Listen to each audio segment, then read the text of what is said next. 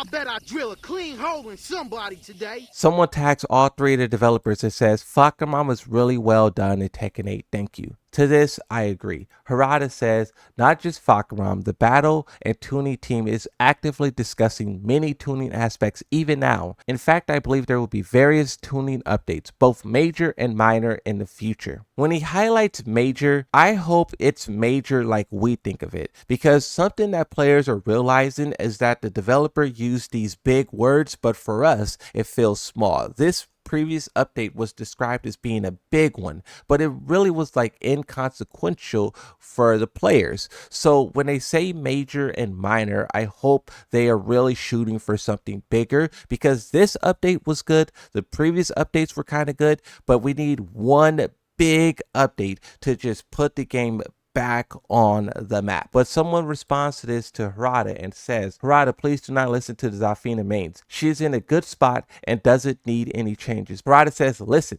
don't listen. Listen, don't listen. In any case, whether it's a listen or don't listen, the team is listening. Also, I'm considering wrapping up the role of this account in the near future. For example, there's been proposals from the publisher's side to create an official Discord channel where they can hear everyone's feedback directly. This whole relationship where players send their feedback directly to developers, it kind of created this nasty cycle where players send their feedback, they feel like their feedback isn't being listened to, so they get more aggressive. The feedback gets more cruel, gets more harsh, the developers start responding less. Since they're responding less, the players get more aggressive. An idea that was thrown out early in season 2 is how we need a direct line of communication that's not tagging the developer's personal Twitter's account. But the proposal to set up some kind of Discord where feedback could be posted, that would do a couple of things. One, when you look at Twitter for Tekken, you're not seeing just endless complaints. You can actually see other discussions grow and form from it. But also creating an official Discord type of thing would create a direct flow back and forth between the players. And also it could even be moderated to keep the peace. I do think what he says at the top of this is pretty interesting, where how some people say, don't listen to these guys, listen to us. Don't listen to them, listen to us. Do you listen to the pros? Do you listen to the casuals? Both are really important. Harada said Tekken 7 was successful because of tournaments, but you can't have a game if you don't have casuals. When everyone's saying different things and also saying don't listen to the other, your eyes start to spin, your head starts to roll. But with that being said, now let's talk about the backlash. Tekken summer updates. Something that players noticed when watching that, Michael Murray seemed angry, sad, disappointed, like he didn't want to be there. You can even go back to events like Combo Breaker and Evo Japan. The developers just seem so uncomfortable when they're on stage or when they're communicating with the player base. And now we have kind of a reason as to why. It starts off with this here, where No Context Tekken says all the criticism Season 2 has received on release was 100% warranted and resulted in the improvements we've seen with the game's balance. Death threats and harassments, however, is what resulted in a disappointing showcase.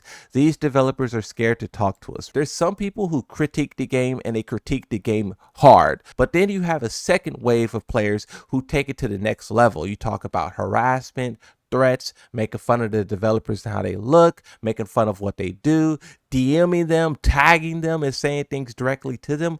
That kind of stuff is just pushing it to a whole new level, a different level, a level that we should not be on. And it creates this situation that we're in right now where they just do not want to communicate. We heard stories in the past from Harada where players would send mail to Bandai Namco's headquarters with razor blades in them. These things actually happen. Players actually get crazy like that, and it's not acceptable. But in response to this tweet, Michael Murray likes it. You know, Michael Murray doesn't really speak to the players anymore. He only speaks through retweets and likes. So for him to like this tweet, it's accurate. If we want the communication to get better, we have to call out people who are taking it too far and really hone in on the way we're critiquing the games ourselves. But if we move on now, we talk about what Ikeda's up to. This situation starts with Knee, where Knee says there's always been changes made during the balance patch, even if it weren't listed in the patch notes. That's unfortunate. But this shows the Devil Jin combo that was stealth nerfed. It pushes too far out of range and the combo drops.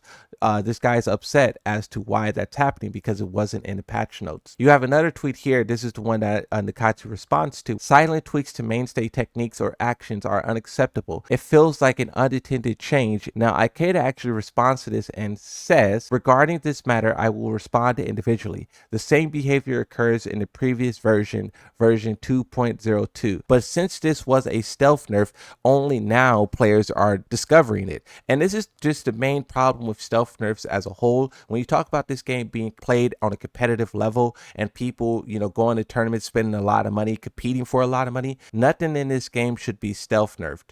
Everything should be listed in the patch notes. But I do like here that Nakatsu is responding to this, even though he's not saying that he will fix it. There was people in the comment section saying, so are you going to fix it?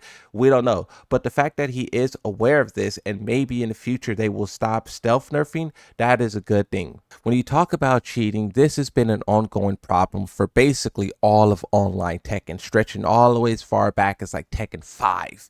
But in recent days, with Tekken being mainstream, cheats are very, very aggressive and they're getting better and better and better by the moment. I was trying to find the post that highlighted this, but there was one pro player who played against a cheater, uploaded that footage onto YouTube and was calling it like a hype match. And then the only way we discovered that his opponent was a cheater is because that guy was bragging on the Discord about using cheats and being undetected by a pro. So this is how chaotic this situation is, to where even pros are being fooled by these cheats. But they are in fact doing something about it. It says Tekken 8 accounts that were involved in following unauthorized activities have been banned. Intentional disconnects, cheating, inappropriate skins, names, and messages. So they do have a report feature in the game that they manually have to check, and people want that system to be automated, somehow detect these cheats and get them out of there much faster because they're respawning faster than the developers are getting rid of them. We know that sometimes people are timed out for a week, some people are timed out for a month. At this point in time, they should start making it a permaban. You even have Osan, who reports someone for cheating as well and says this cheater still playing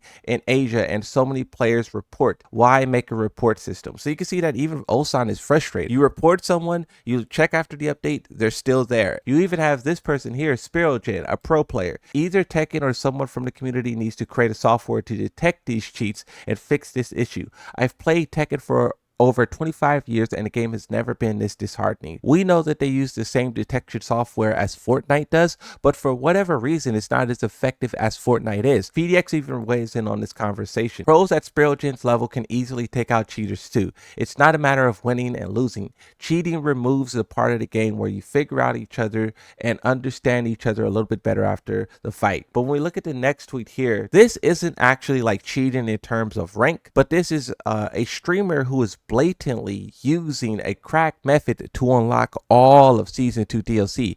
This is something that happened in Tekken 7 and the developers were very upset. DLC is their big breadwinner, and if people were just openly cracking the game, they're going to be very upset about that. But this is something that is still possible and people still do it. But this person is so blatant to where they're doing it on stream in front of the world. I'll get my hands on Fakumram in a bit. I'm just waiting for Kill to wake up. Sure, my microphone is off the stream, please.